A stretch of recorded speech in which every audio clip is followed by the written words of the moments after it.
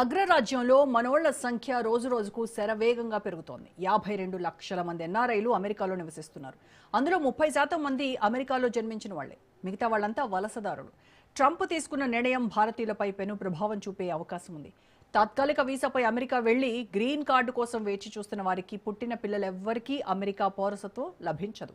Trump ఉత్తర్వుల ప్రకారం బిడ్డకు జన్మనిచ్చే సమయానికి తల్లిదండ్రులు అమెరికా పౌరులు కాకపోయినా, ఒకవేళ తండ్రి చట్టబద్ధంగా అమెరికాలో ఉన్నప్పటికీ శాశ్వత నివాసి కాకపోయినా పుట్టిన పిల్లలకు అమెరికా పౌరసత్వం రాదు.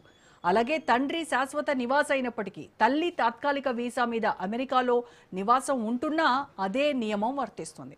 రైట్, ఇక ఈ బర్త్ రైట్ సిటిజన్షిప్ గురించి ఉన్నటువంటి గందరగోళాలపై మాట్లాడడానికి, ఒక క్లారిటీ ఇవ్వడానికి, ఒక స్పష్టతని ఇవ్వడానికి మనతో జాయిన్ అవుతున్నారు senior journalist and senior analyst Pentapati Pullarao గారు.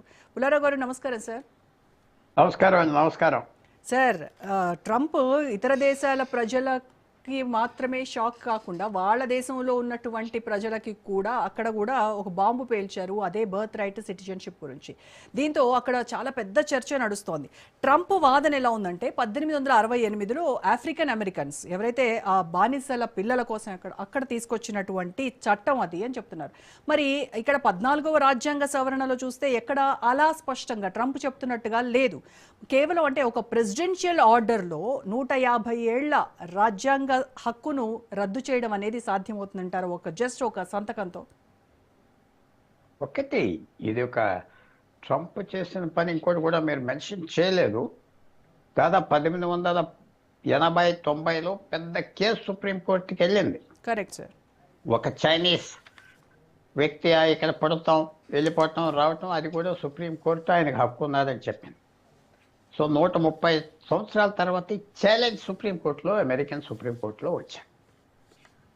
మన కొన్ని విషయాలు ఫ్రాంక్గా చెప్పుకోవాలి. ఇది ట్రంప్ తీసుకొచ్చిన విషయం భారతీయుల మీద ఫోకస్ అవుతుందేమో అన్నట్టుగా మీరు చెప్తున్నారు. విన్న వాళ్ళకి అలాగనిపిస్తుంది. భారతీయుల మీద కాదు, ఇది ఎక్కువగా దక్షిణ అమెరికా నుంచి, సెంట్రల్ అమెరికా నుంచి చాలామంది వచ్చేయటం, అక్కడ పిల్లలు కంటాం, నెక్స్ట్ డే వెళ్ళిపోవటం వాళ్ళ దేశానికి. ఆ హాస్పిటల్లో కనేయటం, వెళ్ళిపోవటం, వాళ్ళ సిటిజన్షిప్ వస్తుంది వాళ్ళ పిల్లలకి. అది కొంచెం యాంకర్ బేబీస్ అంటారు. యాంకర్ బేబీస్ అంటే ఆ పడవలకి లంగర్ లేస్తారు కదా, అది లంగర్ లాగా ఆ పిల్లల్ని అక్కడ పెట్టుకుని వీళ్ళు నాటుకోవాలి కదా. అల్లరైపోయింది అది. ఏ సింపుల్ రూల్ అయినా అబ్యూజ్ అవుతే తప్పకుండా స్క్రూటినీకి వస్తుంది. అందరు చూడటం మొదలు పెడతారు. అందువల్ల అది స్క్రూటినీలోకి వచ్చింది. ఆయన కూడా చెప్పింది ఇలాంటి వాళ్ళు వచ్చి చేస్తున్నారు. ప్రపంచంలో ఏ దేశంలో ఇలాంటిది లేదు. అది కరెక్టే కదా. సో మనం అమెరికా చేస్తుంది, మన భారతీయులు ఇంపాక్ట్ అయిపోతారు, అన్యాయం అయిపోతున్నట్టు కరెక్ట్, 100% కరెక్ట్. కానీ ఇప్పుడు బంగ్లాదేశ్ నుంచి వచ్చిన వాళ్ళు మన దేశంలో ఉన్నారు, వాళ్ళ పిల్లలు ఇక్కడ పుట్టారు, వాళ్ళకి సిటిజన్షిప్ ఇవ్వటానికి మీరు ఒప్పుకుంటారా? చెప్పండి. రోహింగ్యాస్ వచ్చారు, 2 లక్షల మంది దాక్కున్నారు ఇక్కడ హైదరాబాద్లో, ఇక్కడ అక్కడ. వాళ్ళు కూడా మళ్ళాగానే ఉంటారు చూడటానికి. వాళ్ళ ఓట్లు ఏం చేసుకున్నారు అది వేరే విషయం. ఆధార్ కార్డ్స్ కొనుక్కున్నారు, చక్కగా అంతా బాగానే ఉన్నది. వాళ్ళ పిల్లలు ఇక్కడ పుట్టారు, మరి వాళ్ళ సంగతి ఏంటి? సో మనం ఎక్కువ నీతులు చెప్పే టైంలో కొంచెం జాగ్రత్తగా ఉండాలి. నీతులు చెప్పకూడదు. ఇన్కన్వీనియన్స్ అన్యాయం కదా, అక్కడ ఉన్నారు కదా, అంత వేరు.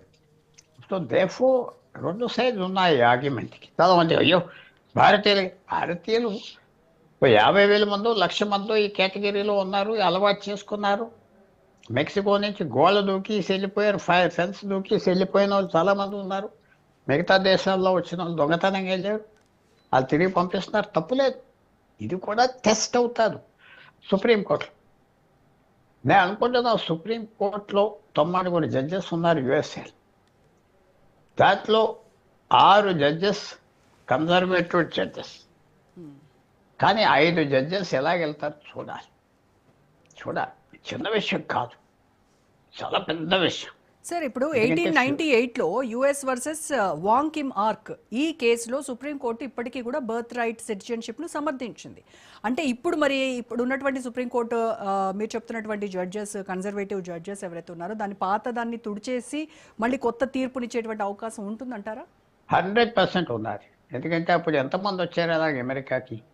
1000 మందా, సంవత్సరానికి 500 మందా? ఇప్పుడు ఎంతమంది యాంకర్ బేబీస్ అంటారు, యాంకర్ బేబీస్ అక్కడికి వెళ్ళి పుట్టించుకోవటం, వచ్చి వెళ్ళిపోవటం, భారతదేశానికి వచ్చేసి శుభ్రంగా ఇక్కడ బ్రతికి ఓ 20 సంవత్సరాల తర్వాత మా అబ్బాయి సిటిజన్ అక్కడ పుట్టాడని చెప్పుకున్నది.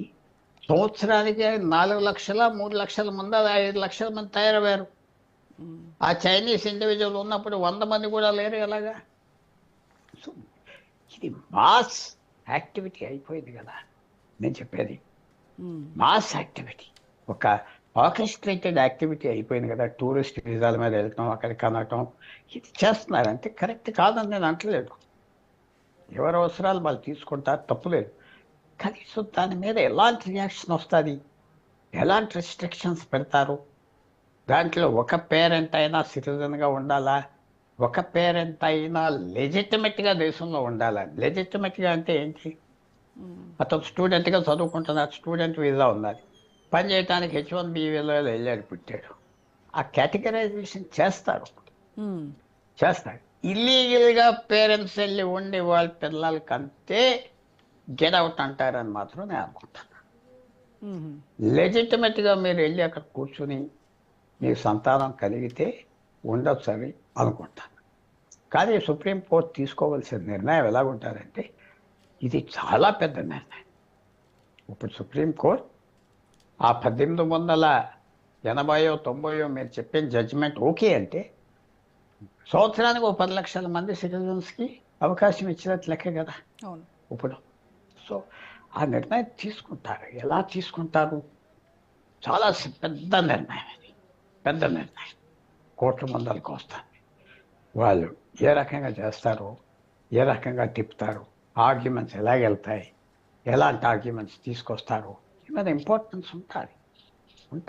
తర్వాత సుప్రీంకోర్టు ఇప్పుడు ఆల్రెడీ ఉన్న వాళ్ళ మీదకి రాపోవచ్చు, ఫ్యూచర్కి వెళ్ళవచ్చు. ఆల్రెడీ ఎవరైతే ఈ బెనిఫిట్ పొందారో, ఆల్రెడీ ఎవరైతే ఉన్నారో ఓకే అనొచ్చు. ఇల్లెజిటిమేట్గా ఇంకో ప్రశ్న కూడా వచ్చింది. వీసా లేకుండా వెళ్ళి అక్కడ రహస్యంగా బ్రతికి నీకు పిల్లోడు పుట్టాడంటే ఏంటి పరిస్థితి? అది సుప్రీంకోర్టు సహిస్తుందా అంటే సహించకపోవచ్చు. సో ఇది చాలా ఇంట్రెస్టింగ్ జడ్జ్మెంట్. తర్వాత మీరు కనుక్కోవాల్సింది, లేకపోతే ఆలోచించవలసింది ఏంటంటే, అమెరికా మీద అట్రాక్షన్ ఏంటి? అమెరికా మీద అట్రాక్షన్ ఏంటి? ఎవరు వెళ్ళి చైనాలో చేయట్లేదు ఈ పని, అంటే ఆ చట్టా లేదు, బర్త్ రైట్ సిటిజన్షిప్ లేదు, ఎక్కడా లేదు. సో అందువల్ల అమెరికాకున్న సాఫ్ట్ పవర్ ఇది. సాఫ్ట్ పవర్ అంటే కనపడని తుపాకులు కాదు, ఇది కాదు. అక్కడ లైఫ్ స్టైల్ కావాలి. ఇక్కడ ఏదో మేము ట్యాక్సీ డ్రైవింగ్ చేసుకుంటున్నాం, అది వెళ్ళగానే మా జీవితాలు ఇంపార్టెంట్ అయిపోతాం, ఆదాయాలు పెరుగుతాయి, స్టేటస్ పెరుగుతుంది. సో ఆ సాఫ్ట్ పవర్ ఉన్నారు కాబట్టి అందరూ వెళ్తున్నారు. ఇలా చట్టం మిగతా దేశాల్లో వస్తే వెళ్ళొచ్చు, కానీ వాళ్ళు ఆ అవకాశం ఇవ్వట్లేదు కదా, ఫ్యూచర్లో మాత్రం జపాన్, ఇజ్రాయెల్ ఇలాంటి దేశాలు ఇవ్వచ్చు. ఎందుకంటే జనాభాలు పడిపోతున్నాయి, ఫాస్ట్గా పడిపోతున్నాయి. సో ఇది ఒక అవకాశం కూడా ఉన్నది మార్పు తీసుకురావటానికి. But it's very very controversial subject. ఏ దేశం ఒప్పుకొని అన్నప్పుడు అమెరికా ఒప్పించాలి అంటే కష్టం. బెస్ట్ జడ్జిమెంట్ దీంట్లో ఏంటంటే, ఇప్పుడు వరకు వచ్చిన వాళ్ళకి ఓకే, రెండోది ఎవరైనా లెజిటిమేట్గా వస్తే ఓకే అంటారా, కాదన్నారంటే ఫినిష్డ్. ఇంకా ఒక పెద్ద తలుపు మూసేసినట్టుగా అమెరికాకి మాత్రం మనం భావించవచ్చు. సో ఇది పెద్ద ప్రపంచాల్లో ఇది ఒక ముఖ్యమైన స్టెప్. అమెరికా తీసుకుంటా. ఇది వాళ్ళ మిస్యూజ్ కూడా చేశారు కదా, నేను చెప్పాను కదా, రోజుకు 2000 మంది వెళ్ళిపోయేలా పనులు చేస్తూ ఉంటే ఎలాగా? యాక్సిడెంట్గా కాదు కదా. ఎక్కడ మెక్సికో సిటీ నుంచి 2 గంటలకు వెళ్ళి దిగిపోయి ఏదో హాస్పిటల్లో చేరిపోయి కన్నేసి వచ్చేసాక అయిపోయింది. అదంతా ఒక బర్త్ టూరిజం లాగా తయారయ్యారు. అది మరి ఎలాగా మనం ఆలోచించేది?